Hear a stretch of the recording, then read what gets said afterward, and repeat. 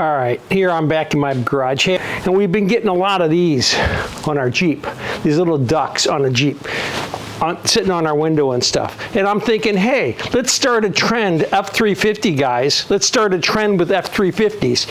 So when you see an F350 in the parking lot or you're parking next to one, why don't you go ahead and put a gun on their dash or put a gun in the back of their truck.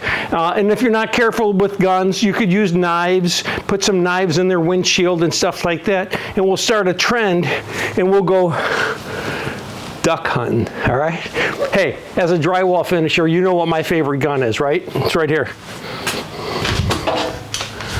It's the bazooka. All right, let's do it. Let's get some, let's do some duck hunting. And if I'm dealing with my knives, you know what knives I'm gonna put on the windshield.